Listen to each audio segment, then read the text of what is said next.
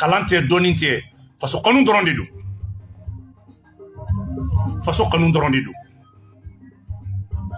n'i y'i ja jɔ ala bɛ kɛlɛkɛla d'i ma n'i kɛra jamana fɛ jamanadenw bɛ k'i fɛ maliyɛnw ka transition kanuni gindo wɛrɛ foyi tɛ transition ɲɛmɔgɔw de kɛra mali fɛ an b'o fɔ bi dɛ minnu bɛ an neni an ka foli bɛ an nenibaw ye ala k'u mɛn ka kɛ minnu bɛ dugawu k'an ye fɛnɛ an bɛ dugawu k'u ye ala k'u mɛn ka dugawu k'an ye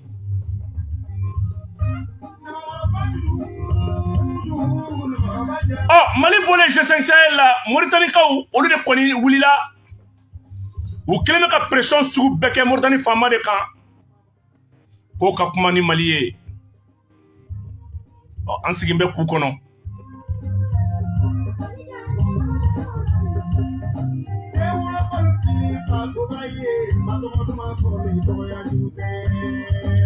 an bolongo G5 Sahel kun ye terroriste ɲini ye ja Mali dalakɔrɔbɔli kun don depuis Mali bɔra G5 Sahel la Bazoum yɛrɛ bɔra k'a fɔ ko nin y'a ko bannen ye bravo aux autorités de la transition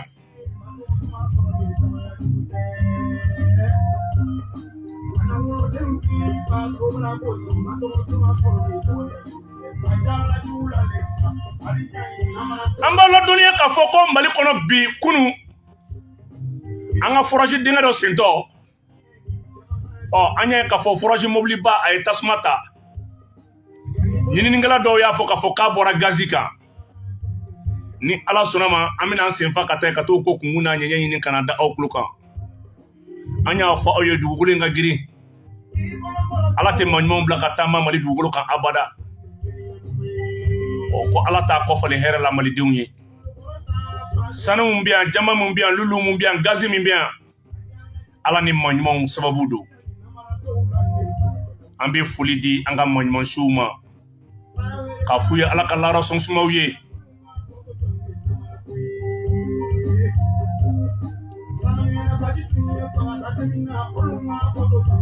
an bɛ foli bila ka taa di jɔn ma an bɛ foli bila ka taa di an ka minisiri belebele ma n'o ye colonel major Ismail Wage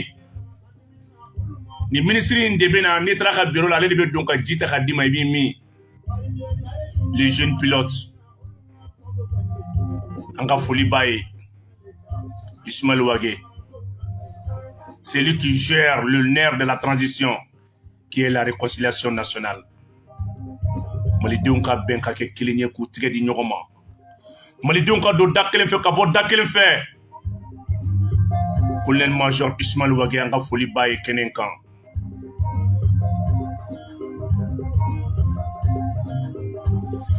n balimaw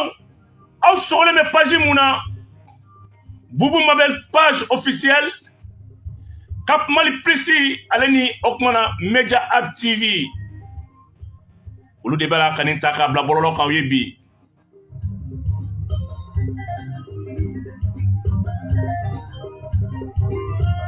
an b'aw ladɔnniya k'a fɔ fɛn min ye Ablaye Diop ye ale kan ka délégation conduit ka taa Nations Unies na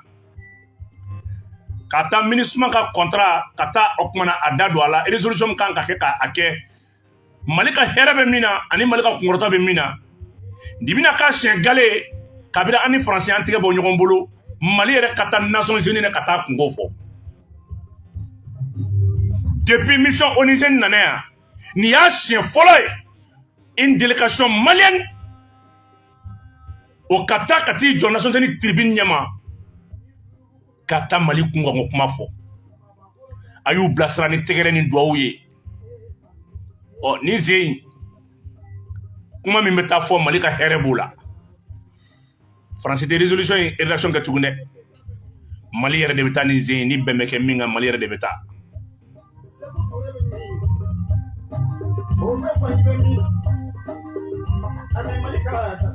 a ye kɛri bila a ye kɛri bila a ye kɛri bila tubabuw ye ne ka chaîne page YouTube u y'a minɛ ko ne ye o ye ko ne baarada ye tubabula gosi ye ko faransila gosili ye mɔgɔ mɔgɔ ye commentaire kɛ a kan o y'olu fana ka commentaire bɛɛ bloqué an ye page kura wɛrɛ créé foni YouTube le ko kan se mo ala sa ndangon ba ko ka aywa amna do anga émission kono anga mawulele no imfa jakti Sifina Kado amba ka fo ale de conseil technique Benin Kiliani Tchembe ne Kambe ministère Sola no ministère de la réconciliation minyamwa be colonel major Ismaël Wagebulu mbalmo antika doni kuma kono abada chargé de com Adama Samake nama foli bilibili da ama ministère in barkala tiena muso debite ani mabakoro ambe foli ni tanunku ubey mbalmo amina do anga tem kono okmana anga mawulele ay kene soro amba ni technicien fait okmana dongli ka jo amina do kuma kono aywa monsieur le conseil technique iti renya fanye et join ibe okmana ministère sojumena kuma bibulu assalamu alaikum rahmatullahi ta'ala wa barakatuh ani la ne tɔgɔ ko Lassana Fajakti ministre min ka baara ye bɛnnen no ma cɛfɔ ni kanbɛ maliyɛndenw ni ɲɔgɔn cɛ n'o y'u ka conseiller technique ye n b'a fɔ cogo min na a ka kɛrɛfɛsigiden ladilikɛla ne y'o ye a bɛ san damadɔ bɔ bi donc an bɛ foli d'aw ma foli diyara n ye aw minnu ye kuma d'an ma bi an ka n'an yɛrɛ ɲɛfɔ aw kɔfɛ ka foli di lamɛnnikɛlaw ma lamɛnnikɛlaw kɔfɛ maa o maa bɛ ka fɛn in fɛnɛ lase lamɛnnikɛlaw ma an bɛ foli d'u bɛɛ lajɛlen ma bɔlɔlɔkanna ye bɔlɔlɔkanna an bɛ foli d'u bɛɛ lajɛlen ma nin ye fasojɔ baara de ye n'i y'a mɛn ko cɛfɔ ni kanbɛ i ye hɛrɛ de fɔ n'i y'a mɛn ko jamana bɛ taa ɲɛ aw kelen don kelen de n'a ma kɛ kelen ye foyi tɛ taa ɲɛ i y'a fɔ i ka kuma kɔnɔna la ko le nerf de la transition le nerf de la transition o réconciliation de tout à fait n'i ye wage yɛrɛ ye yen a bɛ fɛn dɔ fɔ voilà aywa Lassana Fajakti ikuko aw bɛ cɛbɛ ani kanbɛ n'o o ministre so n'an b'a fɔ ko o kunnasigi o ladilikɛla kɛrɛnkɛrɛnnen ye n'o ye conseil technique ye k'o ɲɛsin ministre yɛrɛ ma an b'a fɔ ko ministre so in yɛrɛ sigira mun de kama aw bɛ cɛbɛ ni kanbɛ jɔn ni ɲɔgɔn cɛ mun de don baasi tɛ ni maa min ye jamana in ka san damadɔ san 10 laban in n'i ye kow taabolo ta k'a lajɛ i b'a lajɛ 2012 gɛlɛya kun donna maliyɛnw ni ɲɔgɔn cɛ kosɛbɛ n'a nana ni rébellion ye o daminɛra 2012 fanga yɛlɛmaw yer'o ko la fo ka n'a kɛ vraiment nord yɛrɛ kun bɔra an bolo alhamdulillah baaraw kɛra an n'an dɛmɛɲɔgɔnw ye baaraw kɛ pour que Mali a ka yɛrɛma hɔrɔnya sɔrɔ yɔrɔ kɔrɔnfɛla la o hukumu kɔnɔna la gouvernement min sigira 2013 Ibrahim Boubacar Keïta ala ma hinɛ olu ka gouvernement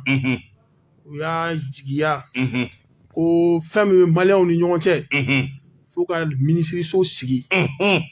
min bɛna ka baara bɛ kɛ cɛfɔ ni kanbɛ ani kɔrɔnfɛla jɔli a bɛ f'o ma ko ministère de la réconciliation et de la reconstruction des régions du nord ka b'o la depuis 2013 fo bi minisiriso in bɛ fɛn kɔnɔna la fɛn o fɛn bɛ cɛfɔ ni kanbɛ maliyɛnw ni ɲɔgɔn cɛ minisiriso in bɛ o kɔnɔna la minisiriso in ka baara t'o dɔrɔn ye a ka baara kɔnɔna la n'i ye président ka décret ta k'a lajɛ min bɛ ministres ka baara kɔnɔnaw ɲɛfɔ k'u b'a fɔ ko attribution spécifique des membres du gouvernement minisiriso in ka baara fɔlɔ minisiriso in ka baara fɔlɔ o ye fɛn o fɛn ye gouvernement ka laɲiniw ye min bɛ pour que ka cɛfɔ ni kanbɛ k'a kolo sinsin maliyɛnw ni ɲɔgɔn cɛ ka bɛn kolo sinsin maliyɛnw ni ɲɔgɔn cɛ a ka baaraw ye o hukumu kɔnɔna la baara kɛrɛnkɛrɛnnenw bɛ a bolo o fɔlɔ ye jumɛn ye sira o sira bɛ yen n'a kan ka ta pour que Maliens cɛfɔ ni kanbɛ ka sabati Maliens ni ɲɔgɔn cɛ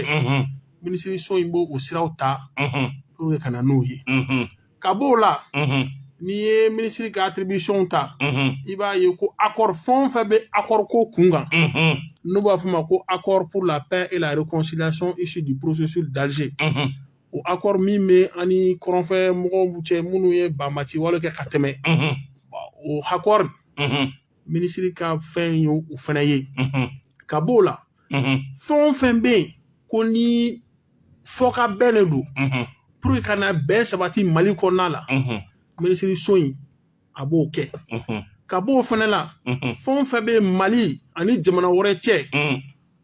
o kuma ɲɛfɔ n'a bɛ na kɔma ka na ni bɛn ye ani kɛlɛya ye Mali kɔnɔ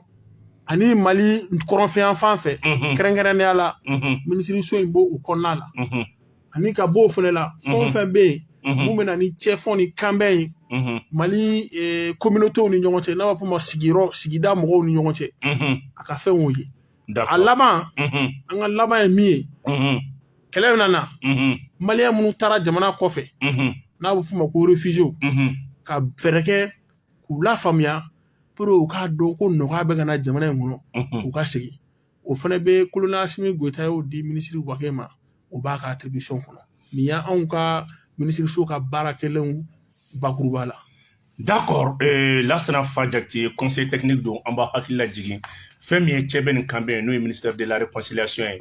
n'o ɲɛmɔgɔ bɛ colonel major Wakɛ bolo a bɔra k'a da don o kuma na u yɛrɛ sigira mun kama mun de kalifalen don la u ka baara ɲɛsinnen don fɛn minnu ma n'o ye cɛ bɛ nin kan bɛ jɔn ni ɲɔgɔn cɛ a bɔra k'olu bɛɛ ɲɛfɔ nka a y'i da tu yɔrɔ dɔ la an ka ɲininkali bɛna bolo kan n'o ye o kuma na accord ye accord mun ni u bɛ tali kɛ bɛn ni kelenya min tɛmɛna o kuma na ani banbagaci kɔrɔ ni ɲɔgɔn cɛ n'an b'a fɔ ma ko accord pour la paix et du processus d'Alger an bɛ fɛ k'i ɲininka o la n'o ko o accord ni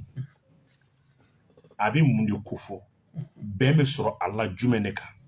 hali n'a y'a sɔrɔ Maliens caman ko accord nin man ɲi sala aw bi ɲɛ bɛ yɔrɔ jumɛn na aw b'a la waleya cogo di mun fɛrɛ b'aw bolo baasi tɛ n'i ye accord ta k'a lajɛ n'i bɛ fɛ ka accord yɛrɛ faamuya i bɛ Mali lajɛ yanni accord ka signé n y'a dɔn yanni accord kun ka signé kɔrɔnfɛla kun ma nɔgɔn kosɛbɛ bon maintenant pour que ka se ka na ni cɛfɔ ni kanbɛ Mali ni a dɛmɛɲɔgɔn jamanaw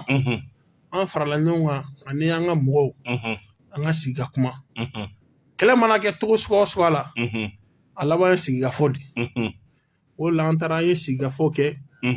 accord signera 2015 accord in kɔnɔna la a kɔnɔna ka dun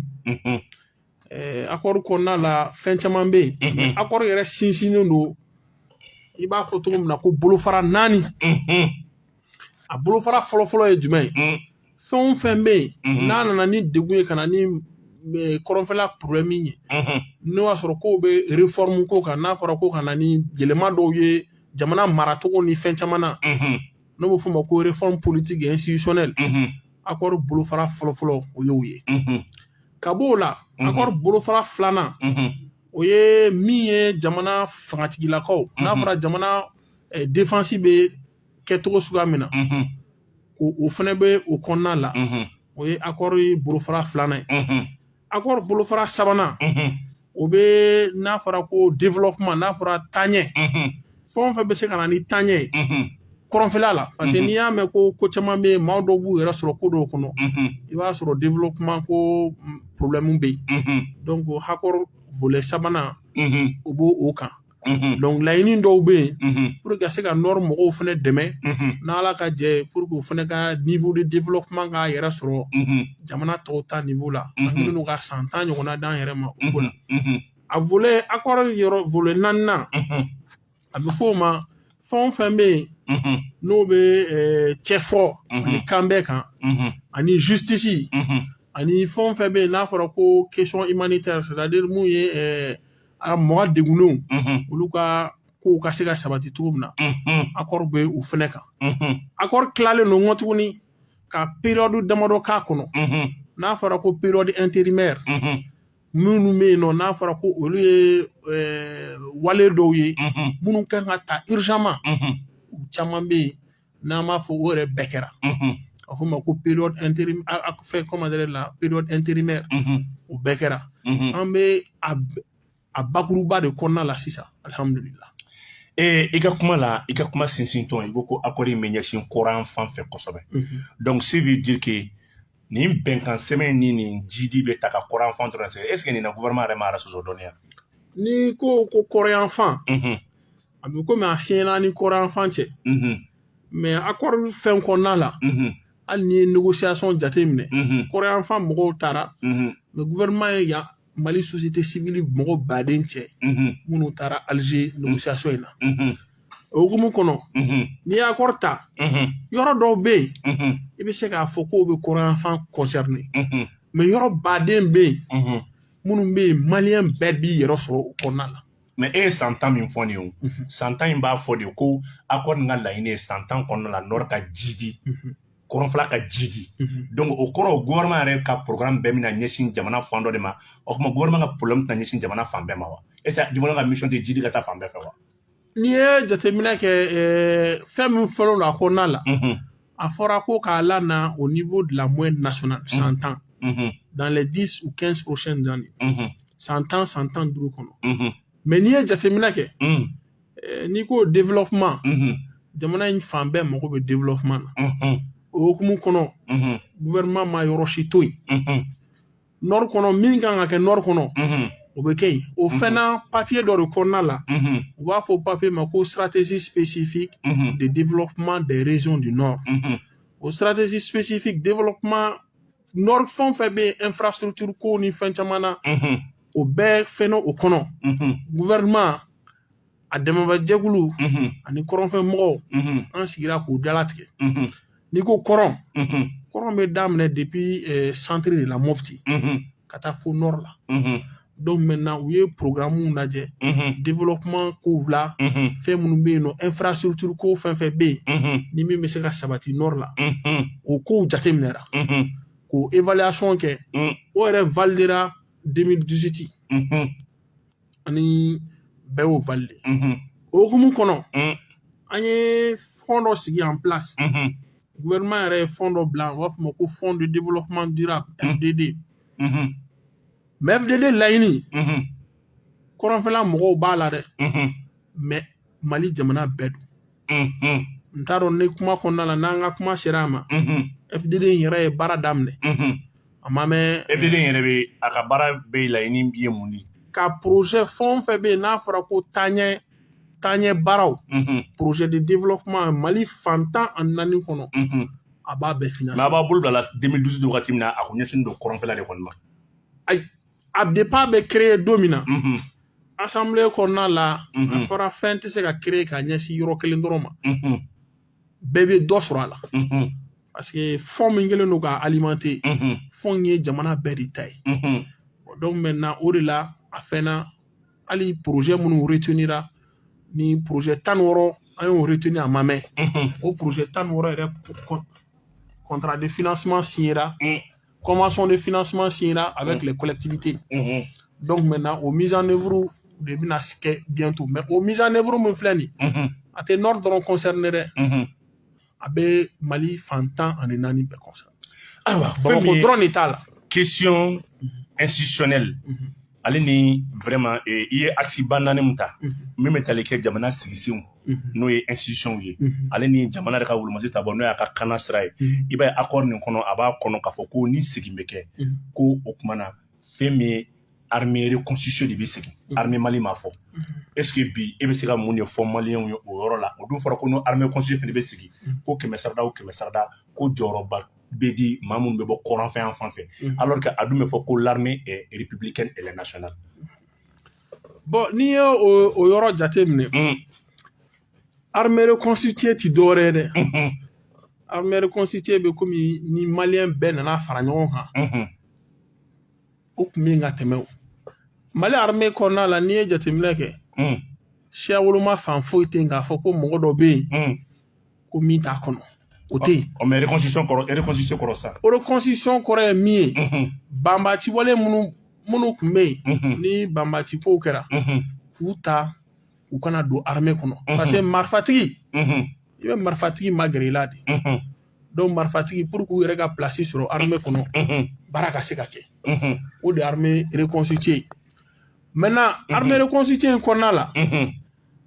a sɛbɛnnen don ko k'a fɔ ko une meilleure représentativité meilleure représentativité kɔrɔ tɛ dɔwɛrɛ ko ye a tɛ komi sisan k'a fɔ ko armée kɔnɔna bɛɛ ka kɛ kɔrɔnfɛmɔgɔ ye ayi n'i ye jateminɛ kɛ pour que mɔgɔ hakɛw dɔw u fana ka yɔrɔ la mɔgɔw ka sɔrɔ ka ta n'i y'o jateminɛ gouvernement yɛrɛ y'o daminɛ e ka recrutement lajɛ bi recrutement jumɛn bɛ yen k'i bɛ taa sɔrɔ ni quota yɛrɛ tɛ région bolo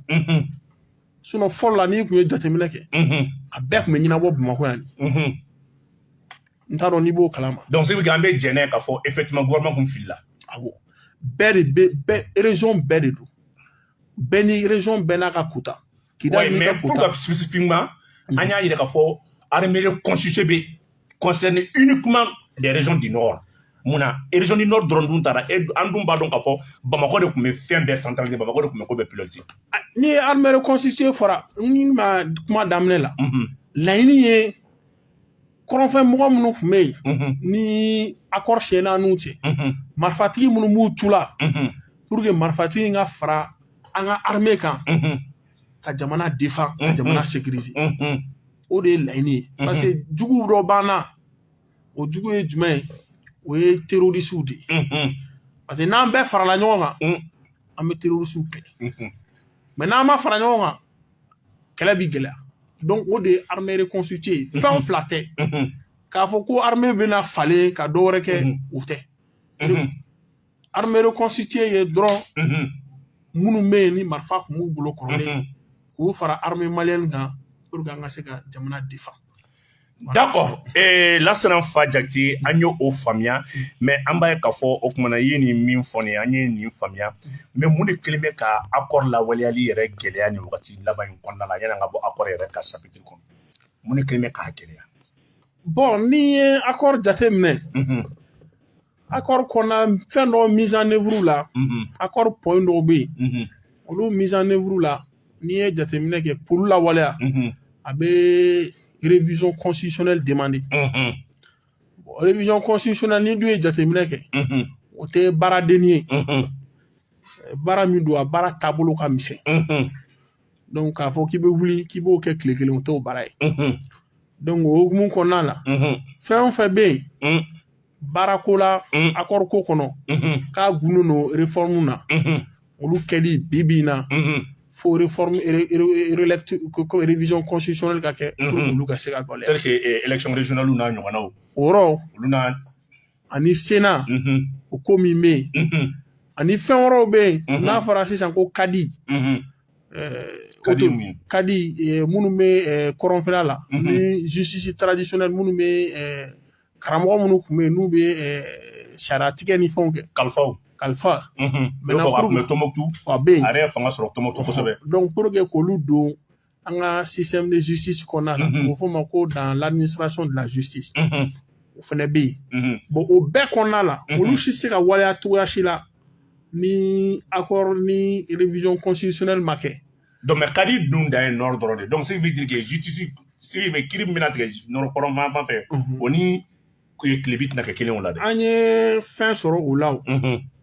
papier min bɛ yen nɔ n'a fɔra ko an kun ye laɲini min sabati fɔ ko projet de texte a ma fɔ ko kadi dɔrɔn a fɔra ko kadi statut des cadis et des autorités traditionnelles dans la distribution de la justice. Kadi nord la o bɛ yen kadi équivalent ye autorité traditionnelle n'i taara par exemple Sikaso i t'a sɔrɔ dɔ bɛ yen o ye comment dire dugutigi bɛ dɔ bɛ yen nɔ masakɛ don. olu bɛ yen donc o fɛn ninnu de don. d'accord o kɔnɔna la olu fana ka baara o bɛɛ dan tigɛlen don koyi u bɛ baara kɛ jumɛn kɔnɔna la a bɛ fɔ o ma en matière civile civile fɛn o fɛn bɛ pénal ko fan fɛ u t'o kɔnɔ mais komi fɛn in ma abouti fɔlɔ mais kumaw bɛ sen na halisa pour que ka se ka kow lataa ɲɛfɛ n'Ala ka jɛ ye. an b'a fɔ la tare parce que an b'a ye k'a fɔ fɛn min ye chambre matrimoniale ale ni affaire civile minnu bɛ tigɛ tribunal la déjà dugutigiw bɛ ka wele commune yɛrɛ kɔnɔ an bɛ dugutigiw ye ni kiiri dɔw bɛ tigɛ u bɛ ka wele déjà ka t'u da don u bɛ kɛ comme assesseur kiiritigɛlaw kɛrɛfɛ a bɛ komi k'o ko in o min ɲuman bɛ yen k'o lasinsin halisa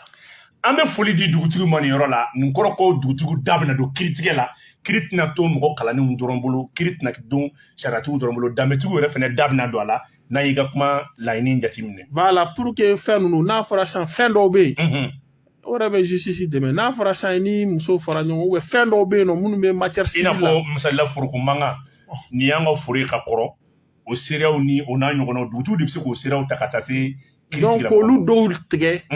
yan'a ka se justice la justice ye dernier ressort de ye i m'a ye donc o de ye laɲini ye d'accord Lansana n fa Jakite an bɛ i fo nin walawalali ninnu na ayiwa an y'a ye k'a fɔ réconciliation ministère bɛ yen mais gɛlɛyaba bɛ o kuma na sigiyɔrɔ mɔgɔ dɔw ni ɲɔgɔn cɛ n'an b'a fɔ ma conflit intercommunautaire caman bɛ yen i n'a fɔ filaw ani dɔgɔnɔw i n'a fɔ donsow ale ni o kuma na dɔgɔnɔw ale ni filaw i n'a fɔ sigida dɔw bɛ yen gɛlɛyaw bɛ yen yɛrɛ de n'an y'a ta k'a lajɛ aw ka wulikajɔ la aw sera ka mun de kɛ o la o kuma in o diyara n ye i bɛ